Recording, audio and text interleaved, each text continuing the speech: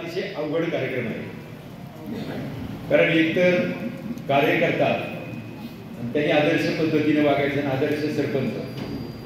तर मुळातच आम्ही व्यासपीठावरती बसलेले माझ्या सहित सगळेजण ग्रामपंचायतीचे प्रमुख राहिलेले आहेत. मुळातच जी 7, 9, 15, 17ची जी काही त्यांची त्या ठिकाणी कार्यकारिणी असते त्याच्यामध्ये सदस्य म्हणून निवडून येणं सगळ्यात अवघड काम. एक वेळेला लोकसभेची निवडणूक सोपी असं सुप्रियाताई सुळे सांगतात, परंतु ग्रामपंचायतीची निवडणूक ही अतिशय अवघड. कारण साधं खुरपं दिलं नाही, मोटरसायकलवरती जात होता, सीट रिकाम होतं तरी मला घेऊन गेला नाही, आणि म्हणून तो राग ग्रामपंचायतीच्या निवडणुकीमध्ये काढला जातो. मग अशा अवघड परिस्थितीमध्ये ग्रामपंचायतीला निवडून देणं किती अवघड असेल, त्या दिव्यातून माझ्या सहित आपण सर्वजण गेलेलो असतो. पण निवडून आल्यानंतर पुढे सरपंच होणं किती अवघड असतं. त्याच्यातली ती जी काही संख्या असते त्या संख्येमधून आपल्या बाजूला बहुमत करायचं आणि सरपंच व्हायचं. बरं, नुसतं सरपंच होणं त्या ठिकाणी सोपं आहे, मी एक वेळच नसतो, पण त्याच्याही पेक्षा ते 5 वर्ष सरपंच पद चालवणं हे किती अवघड गोष्ट असते, जो झाला त्यालाच माहिती असते. तर मी देखील त्या दिव्यामधून गेलेलो. मी अतिशय उत्तम काम करतोय म्हणून करता काही जणांनी त्या ठिकाणी कार्यक्रम केलेला होता. भाऊ, एकच गोष्ट सांगतो, त्या कार्यकर्त्यांना त्या ठिकाणी आमचे नाना नवले सांगतात की खरा कार्यकर्ता कशामध्ये आहे, जो शेताच्या बांधावरती जो मळक्या कपड्यामध्ये उभा आहे ना, तो खरा कार्यकर्ता आहे. आणि तिथं घरी काँग्रेसही म्हणायची. कारण तुम्हाला सांगतो, त्याला जे नॉलेज असतं ना ते आम्हाला ग्रॅज्युएट माणसाला देखील नसतं. कारण तुम्हाला सांगतो, मी ग्रामपंचायतीला उभा होतो, माझ्याबरोबर एक सोमनाथ म्हणून एक अतिशय मळक्या कपड्याचा कार्यकर्ता. मला गावकरी म्हणायचे, तू डबल ग्रॅज्युएट आहे ना, असा कार्यकर्ता जवळ ठेवतो. कारण तो कार्यकर्ताच खरा कामाचा असतो. सर, काय झालं, तो सोमनाथ माझ्याकडे यायचा, त्याची मतं मिळणार होती, पण त्याच्या आई वडिलांचं मत काय मला मिळणार नाही. कारण विरोधी गटाच्या कार्यकर्त्याच्या वडिलांचा तो खास मित्र होता आणि तो खासगी तिरकी बोलून दाखवायचा. आमचा सोमा तिकडे जातोय पण आम्ही काय सुनीलला मतदान करणार नाही. तर सोमाला मी म्हणायचो, एक गणित कसं काय मिळणार.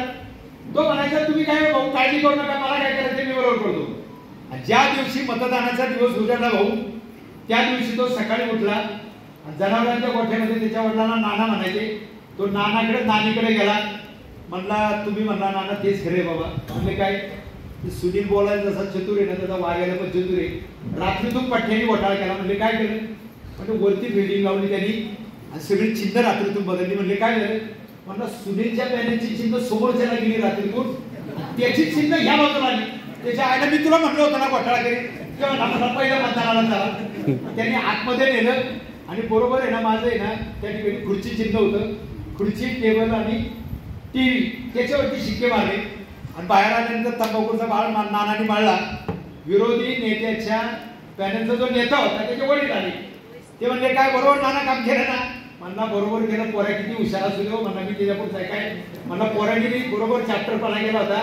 रात्रीतून चिन्ह बदलली होती. तो सोमा माझ्याकडे सकाळी आला, त्यांनी म्हणला चिन्ह बदलले आणि आतमध्ये जाऊन बरोबर कार्यक्रम केला. आपलीच म्हणला टेबल, खुर्ची आणि टीव्ही बरोबर त्या ठिकाणी. तिच्या आईला म्हणला तू सगळा मोठा केला. म्हणजे तुम्हाला सांगतो, सामान्य मळक्या कपड्यातल्या कार्यकर्त्याला गाव लेवलला कधी लिखू नका. संतोष माझ्याबरोबर विद्यार्थी संघटनेचं काम केलेलं त्याला माहिती. हे सामान्य माणसं असतात ना, संघटना कशी बांधायची आणि आदर्श कार्यकर्ता कसा त्याच्यातून निर्माण करायचा, ह्या बारीक बारीक गोष्टी तुम्हाला सांगतो. आता आदर्श आपण पुरस्कार देतो, आदर्श पुरस्कार देताना कार्यकर्त्यांनी कसं वागलं पाहिजे, मी अधिक काही सांगितलं नाही पाहिजे. साधारणतः एक गोष्टी, आपण गाडीतून जात असतो, लघुसंख्येला माणसाला लागते, आणि जर प्रमुख पदावरचा कार्यकर्ता त्या ठिकाणी जर रस्त्याच्या कडेला लघवी करत असताना सामान्य जाणारी माणसं तुमच्याकडे पाहतात, तुम्ही त्याला ओळखत नसता, पण तो त्या ठिकाणी बघा आपल्या जिल्हा परिषद बघा त्याने थोडासा दम करायचा असतो. कुठेतरी हॉटेल काढा, कुठेतरी रेस्ट हाऊस काढा, इथे लघवी करा. रस्त्याने जर लघवी केली तर त्याचं मूल्यमापन ही सामान्य जनता त्या ठिकाणी करत असते. आमच्या माता भगिनीकडे खूप शिकण्यासारखे आता इथे म्हणतात नाही. तुम्ही सांगा, चहा ज्या वेळेला तयार होती ती पहिल्यांदा भगिनी कोणाला देते, सगळ्या पुरुषांना देते, नंतर आपल्याला देते. मग आपण एखाद्याच्या घरी गेल्यानंतर ज्या वेळेला चहाचा ट्रे भरून येतो, तुम्हाला चहाची तरतूद झालेली असते, 5 वाजलेले असते, मान्य. प्रत्येकाला वाटतं कधी चहाचा कप हातामध्ये येतो. आता बबनदादा टकले त्या ठिकाणी तुम्हाला सांगतो, मागून चहा घेतात, तुमच्याकडे सरांना विचारा. आम्ही गेलो त्यांनी नुसत्या पाण्याच्या पाठच्या गेल्या सही सरांनी पुरंदर हायस्कूलला ते म्हणजे काय नुसतं पाणीच का, चहा पाणी काय आहे का नाही. त्या सय्यद सरांना नाईलाज होत चहा मागवावा लागला. चहाचा ट्रे येतो त्यावेळेला आपण काय करतो, आदर्शासारखा पहिल्यांदा घेतो तरी तोंडाला लावतो. आदर्श कार्यकर्ता व्हायचा असेल तर तुम्हाला सांगतो, जीवन हे त्यागामध्ये भोगामध्ये नाही, हा विचार भोगामध्ये ठेवायचा. आणि समोर माता भगिनी लक्षात ठेवायची, ती काय करते पहिल्यांदा दुसऱ्याने देते. आपण काय भूमिका घ्यायची, आलेला चहा हा शेवटच्या माणसाला मिळाला का. कोण शेवट बसलं, ईश्वर बांधणारा बसला. ईश्वरला चहा मिळाला का, सामान्य चहा कार्यकर्त्याला चहा मिळाला का. त्यांना चहा पिऊन करायचं किती वेळ लागतो चहा प्यायला, 5 मिनिटं 10 मिनिटं लागतात. मग 10 मिनिटांनंतर जर आपल्याला चहा मिळणार असेल तर काय फरक पडणार आहे का, काय उलट पलट काय होणार आहे का, नाही. मग शेवटी जर चहा घेतला तर लोकांच्या नजरेमध्ये काय होतं, आला खरंच कार्यकर्ता चांगले बरं का, अमुक अमुक कार्यकर्ता आहे. कोण आहे, बबन नावाचा कार्यकर्ता. बबन सगळ्यांना चहा मिळण्याशिवाय त्या ठिकाणी चहा पित नाही. निलेश मला वाटतं याच्यातून आदर्श कार्यकर्ता, बारीक बारीक गोष्टी याच्यातून आदर्श घडला जातो. आणि कार्यकर्त्याला सन्मान कसा द्यायचा हे आमच्या ज्ञानेंद्र भाऊ आणि आमच्या दुर्गाडे सरांकडे शिकण्यासारखे. ज्ञानेंद्र भाऊंचे माझ्यावरती आनंद